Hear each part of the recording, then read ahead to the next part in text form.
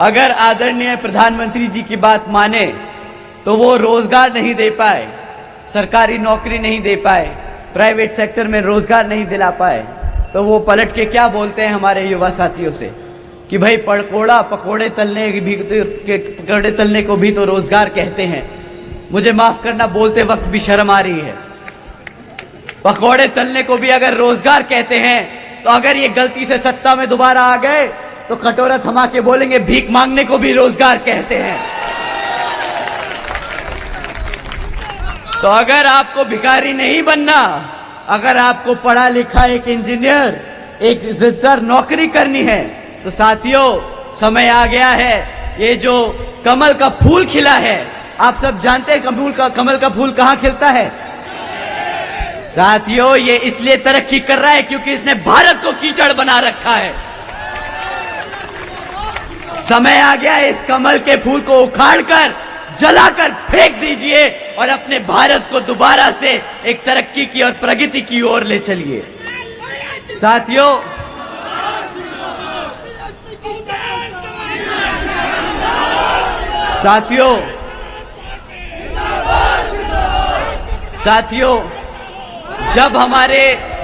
जब हमारे युवाओं को रोजगार नहीं दे पाए ये कमल के फूल वाले, जब हमारे बच्चों को शिक्षा नहीं दे पाए, तो ये आप लोगों का ध्यान भटकाने के लिए क्या कहते हैं कि भाई हम आपको मुफ्त में राशन दे देंगे। अब बताइए, इतनी पढ़ाई लिखाई कर इतनी मेहनत कर भिखारी बनाने के लिए ये सत्ता में बैठे थे हमें। अब आप ही बताइए साथियों कि ये कोई गर्व की बात है कि 140 करोड़ की भारत की जनता में अगर 80 करोड़ जनता को इन्होंने मुफ्त की राशन की स्कीम में डाल दिया, तो ये कोई गर्व की बात है? बताइए, 80 करोड़ जनता को बना दिया ना भिखारी और गरीब, गलत है साथियों? जब ये आपसे ये बोले ना कि 80 करोड़ जनता को हमने मुफ्त में राशन दिया है, तो इनसे पूछिएगा तुम कितने अनपढ़ हो सकते हो कि तुम ऐसी बात पे गर्व कर रहे हो, ऐसी बात का प्रचार कर रहे हो जिससे हम सबको, पूरे दुनिया को पता चलता है कि आधा भारत आज गरीब और भिखारी बन चुका है। साथियों, अगर 2014 में जो इन्होंने वादा किया था कि 2 करोड़ नौकरियां देंगे, तो आज ये शायद हमें दिन नहीं देखना पड़ता। आप जानते हैं साथियों कि ये 80 करोड़ जनता को जो मुफ्त में राशन देते हैं, इसकी कीमत आप लोग क्या चुकाते हैं? आप जानते हैं आपको क्या कीमत चुकानी पड़ती है? आपको ये महीने का कितने का राशन देते होंगे साथियों? बताइए। 200 रुपया, 200-300 रुपया, 100 रुपए? अरे भाई, ईमानदारों की सरकार है, ऐसे कैसे बोल सकते हो कि 100 रुपए? 1000 रुपए का राशन देते हैं तुम्हें, 1000 रुपए का। बहुत ईमानदार, बहुत ही ज्यादा ईमानदार हैं, ठीक है? तो 1000 रुपए के हिसाब से भी गुणा लगा लेते हैं, गणित लगा लेते हैं, ठीक है? तुम्हें साल का 12,000 रुपए से राशन तो ज्यादा से ज्यादा का नहीं देते होंगे। 12,000 से ज्यादा रुपए का राशन तो नहीं मिलता होगा ना? अगर क्लास 4 की नौकरी लगी होती तो कितना कमाते महीने का? 25,000 20,000 रुपया साल का कितना हुआ? 2 से 2.5 लाख रुपया कम से कम कमाते तुम। 12,000 का राशन देके तुम्हें 2.5 लाख का चूना लगाते हैं ये लोग। भाई अब बताइए, ये लोग कहते हैं इसको गुजरात मॉडल।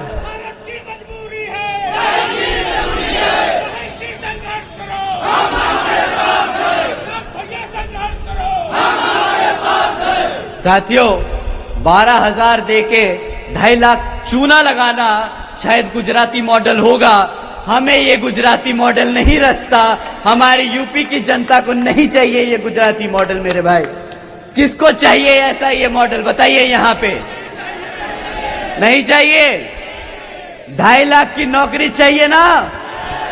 तो हाथी पे बटन दबाओ, हाँ करना बंद करो, हाथी पे बटन दबाओ और बहन जी को प्रधानमंत्री बनाने का काम करो साथियों।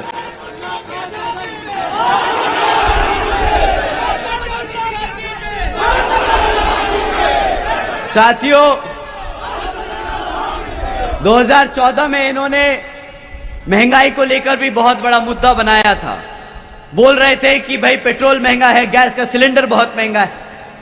आज 2024 में आप लोग कितने का पेट्रोल भराते हो? 100 रुपए। कितने का गैस सिलेंडर खरीदते हो? 1200 रुपए। 2014 में क्या दाम था गैस और पेट्रोल का?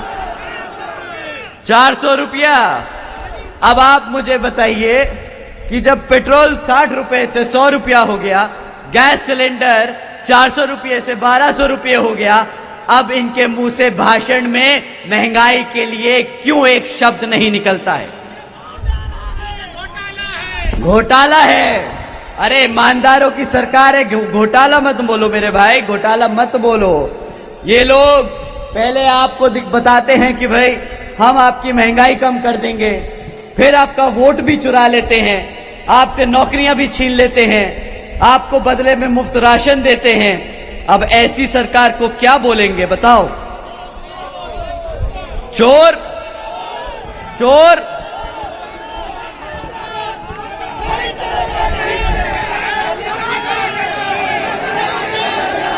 साथियों, ये एक नंबर के धोखेबाज है, धोखेबाज। चूना लगाना बखूबी जानते हैं, आंखों में धूल झोंकना बखूबी जानते हैं। इनकी बातों में नहीं आना, इनकी एक भी शब्द आपको मानने की जरूरत नहीं है। अगर ये आपसे बोले कि भाई 5 साल और दे दो, इन्होंने क्या बोला था कि मुझे सिर्फ 60 महीने चाहिए, 60 महीने चाहिए, मैं काला धन ले आऊंगा नोटबंदी के बाद। आज 10 साल बाद भी सारे नोट आपके बदल दिए, सारा धन घूम गया, पर कितने लोग हैं जिनका काला धन पकड़ा गया? कितने लोग जेल में गए? अब आप ही बता दीजिए। कोई नहीं गया। पता है क्यों नहीं गया? क्योंकि तुम्हारा नोट जो बदल रहा था वही साला लेके बैठा था, सारे के सारे नए लोग। साथियों, कुछ दिन पहले एक बहुत बड़े भाजपा के नेताजी ने हमें बोला कि भाई तुम यूपी की बीजेपी की सरकार को बुलडोजर की सरकार बोल कर बदनाम कर रहे हो। यूपी में बीजेपी की सरकार ने जनता के लिए इतने सारे काम किए, तुम अगर अपनी आंखें खोल के देखोगे तो तुम्हें पता चलेगा कि यहां पर कितनी तरक्की करी है यूपी ने। यूपी की सरकार तरक्की की सरकार है। उन्होंने ऐसी हमें सलाह दी तो हमने उनकी सलाह मानी। वो बड़े नेता हैं, प्रधानमंत्री के पद पे बैठते हैं, तो उनका कहवा क्यों नहीं मानेंगे हम?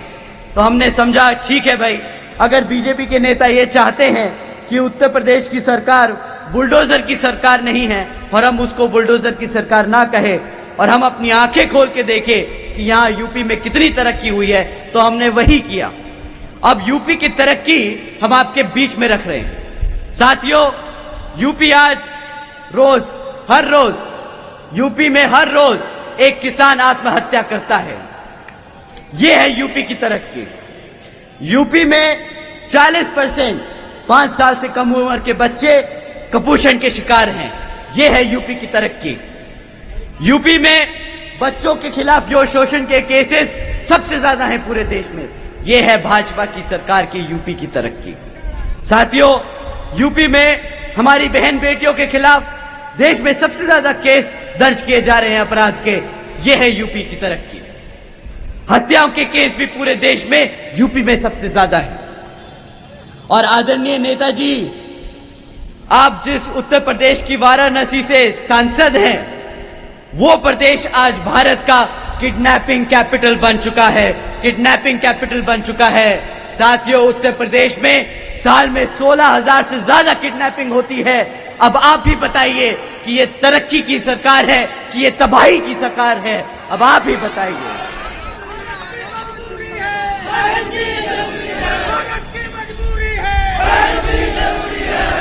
साथियों,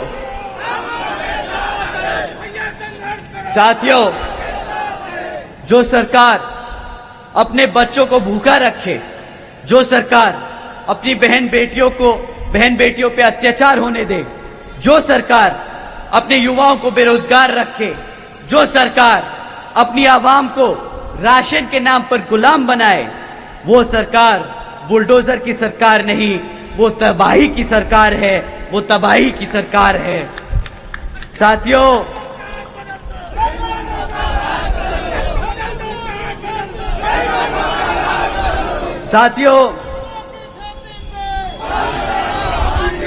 साथियों जिस तरीके से बीजेपी की सरकार चल रही है ना, वो दिन दूर नहीं जब पूरा देश नहीं, पूरी दुनिया इनकी तुलना तालिबान की सरकार से करने लगेगी, तालिबान की सरकार से करने लगेगी। ये लोगों की सरकार तबाही की सरकार है, ना कि तरक्की की सरकार है। आप लोगों से मैं फिर से दरख्वास्त करता हूं साथियों, इन्होंने साल का 2 करोड़ नौकरी देने का वादा किया था, वो भी एक धोखा था। इन्होंने अग्निवीर योजना चलाई, उसके द्वारा भी इन्होंने हमारे युवा साथियों के साथ खिलवाड़ किया। साथियों, नोटबंदी के नाम पर इन्होंने कहा काला धन लेके आएंगे, वो भी आज तक 1 रुपया वापस नहीं आया। अब आप ही बताइए साथियों, क्या ऐसी सरकार आपको मंजूर है कि नहीं? तो साथियों, अब समय आ गया है कि इस चुनाव में इस कमल को उखाड़ कर फेंक यहां पर अपने बहुजन समाज पार्टी को सत्ता में लाने का। साथियों,